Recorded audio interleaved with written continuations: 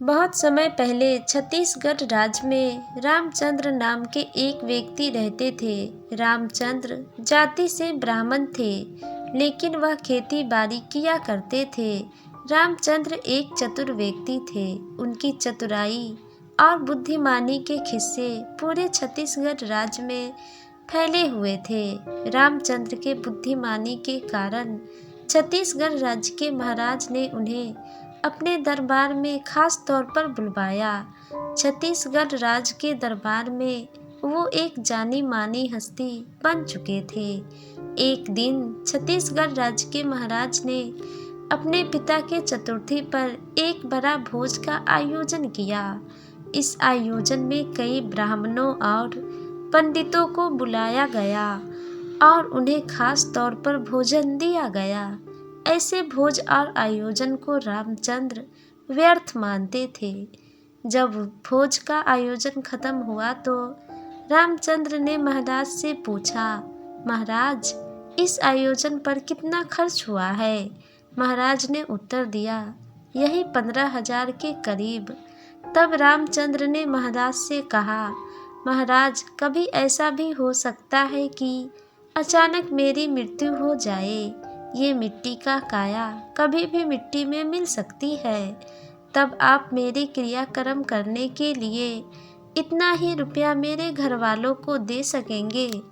ये सुनकर महाराज द्रवित हो उठे और उन्होंने कहा, पंडित जी, ऐसी बात न करें। आप जिए और हमारे राजकाज में अपना सुझाव देते रहे। तो रामचंद्र ने उनसे कहा, महाराज, आप मेरी प्रश्न को टाल रहे हैं।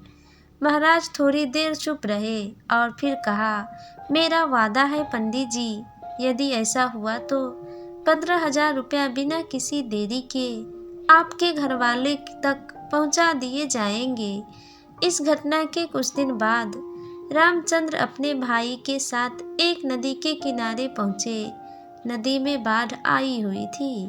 पानी की तेज धाराएं किनारे की मिट्टी बहाकर ले जा रही थी। रामचंद्र के छोटे भाई कटाव देखने में मगन थे। इतने में रामचंद्र ने एक पत्थर उठाकर पानी में फेंक दिया और खुद पेड़ के पीछे छिप गए। उनके भाई ने छपक की आवाज़ सुनी। फिर अपने भाई को आसपास न पाकर वो बहुत घबरा गए और इधर उधर देखने लगे। जब रामचंद्र दिखाई नहीं पड़े तो उन्होंने मान लिया कि रामचंद्र इसी नदी के धार के संग बह गए। वह उदास होकर अपने घर लौट आए। घर पहुंचा तो इस घटना के बारे में घर वालों को बताया। इस घटना की बात सुनकर घर में मातम छा गया। जब ये सूचना महाराज को मिली तो उन्होंने रामचंद्र के क्रियाक्रम के लिए 15,000 रुपया बिना किसी देरी के उनके घर वालों को देने का निर्देश जारी कर दिया। फिर महाराज ने एक सेवक को रामचंद्र के घर पर भेजा और कहने को कहा कि कोई आकर पैसा ले जाए। सेवक रामचंद्र के घर पर आया और कहा, रामचंद्र की पत्नी ने अपने बेटे को भेजा। खजांची ने 1,000 रुपया लेने की बात रखी और बचे 14,000 रुपया एक पेपर उसे देते हुए कहा कि इस कागज पर मंत्री के मोहर लगवा लो। रामचंद्र के बेटे से मंत्री जी ने भी मोहर लगाने के 1,000 रुपया ले लिए। फिर रामचंद्र के पुत्र ने बचे रुपया में से 2,000 रुपया निकालकर अपनी दूसरी जेब में रख ली और घर पहुंचकर अपनी माँ को 11,000 रुपया दिए। रामचंद्र की पत्नी ने भी सोचा कि अब तो स्वामी रहे नहीं, सामने पड़ी है पहाड़ जैसी जिंदगी, कुछ रुपया अपने लिए बचा लिए जाए तो अच्छा होगा। उसने भी 11,000 रुपया में से 5,000 रुपया अपने लिए रख लिया और 6,000 रुपया अपने देवर को दिया और कहा, अपने भैया का क्रियाक्रम अच्छे से कर दो। रुपया हाथ में आते ही उन्होंने सोचा कि जाने वाला तो जा चुका है, अब उसके नाम पर दिखावे का फिजूल खर्च करना व्यर्थ है। उसने 3,000 रुपया अपनी जेब में रखे और 3,000 रुपया में सारे क्रियाक्रम निपटा दिए। क्रियाक्रम हो जाने के 2 दिन बीतने के बाद रामचंद्र दरबार में उपस्थित हो गए। उन्हें देखकर महाराज सहित सभी दरबारी हैरान रह गए। तब रामचंद्र ने महाराज को बताया, महाराज मरने के बाद कोई भी अपना अपना नहीं रह जाता। महाराज आपने 15,000 रुपया मेरे क्रियाक्रम के लिए देकर अपना वचन पूरा किया, लेकिन खजांची, मंत्री, मेरे पुत्र, मेरी पत्नी और मेरे भाई ने जो किया वह आँख खोल देने वाली घटना है।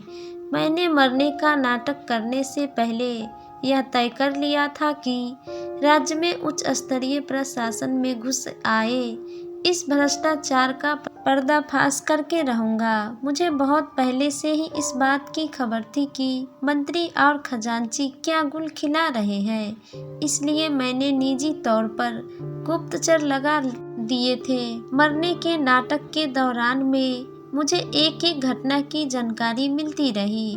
फिर रामचंद्र ने अपनी मरने का नाटक का खुलासा महाराज के सामने किया और कहा, महाराज, सत्ता जब भ्रष्ट हो जाती है तो जनता भी भ्रष्ट हो जाती है। अब हमें स्वच्छता प्रशंसा के लिए कठोर कदम उठाने होंगे। छत्तीसगढ़ राज्य के महाराज ने तत्काल प्रभाव में मंत्री और खजांची को बर्खास्त कर दिया और उन्हें कारागाह में डलवा दिया। जब रामचंद्र अपने घर गए तब उनके पुत्र, पत्नी और भाई ने उनके पैर पकड़ लिए और रो पड़े। तब रामचंद्र ने सबको सीने से लगाया और कहा, पश्चाताप से आत्मा पवित्र हो जाती है। जो कुछ भी हुआ उसे भूल जाओ। और इस तरह से रामचंद्र ने अपनी राज्य में फैली भ्रष्टाचार को दूर करने में सहायता की। इस घटना के कई दिन बीत चुके थे। एक दिन छत्तीसगढ़ के राजा अपने बगीचे में टहल रहे थे। उनके साथ थे उनके मंत्री। किसी कारणवश रामचंद्र महाराज से मिलने आए तो महाराज ने रामचंद्र को अपनी बगीचे में ही बुला लिया। महाराज अपने मंत्री से कुछ बातें कर रहे थे, कुछ निर्देश दे रहे थे। रामचंद्र उन दोनों के साथ टहलते रहे। मंत्री जी मन ही मन में खुश हो रहे थे कि महाराज रामचंद्र को कोई महत्व नहीं दे रहे हैं। मंत्री जी को निर्देश देने के बाद महाराज अचानक मंत्री से कहने लगे, मंत्री जी, इस बगीचे में जब भी आता हूँ तो मुग्ध हो जाता हूँ। जिस पौधे के पास जाऊँ उसी पौधे की सुगंध का एहसास मन में भर जाता है। लेकिन मुझे फूलों में गुलाब का फूल बहुत पसंद है। उसकी खुशबू ऐसी है जो मन को आनंदित कर दे। क्या कोई ऐसा उपाय है कि मैं जिस पौधे के पास भी जाऊं वहां मुझे गुलाब की ही सुगंध मिले? मंत्री जी ने जब महाराज की बात सुनी तो वह अवाक रह गए। उनकी समझ में नहीं आया कि वह महाराज को क्या उत्तर दे। भला कमल के फूल से गुलाब की सुगंध कैसी आ सकती है? हर फूल की अपनी अपनी सुगंध होती है। अचानक मंत्री जी को आई बला को टालने की एक तरकीब सूझी। उन्होंने तुरंत महाराज से कहा, महाराज, रामचंद्र के रहते हुए इस प्रश्न का उत्तर मैं दूं ये उचित नहीं है। महाराज समझ गए कि मंत्री उन्हें कोई उपाय बताने की स्थिति में नहीं है, इसलिए वह बात को टाल रहे हैं। वो मन ही मन मुस्कुराए और फिर रामचंद्र की ओर देखा। रामचंद्र ने एक पल गवाए बिना कहा, महाराज, शाम हो रही है, आपको ठंड लग सकती है। मैं तुरंत आपके लिए चादर लेकर आता हूँ।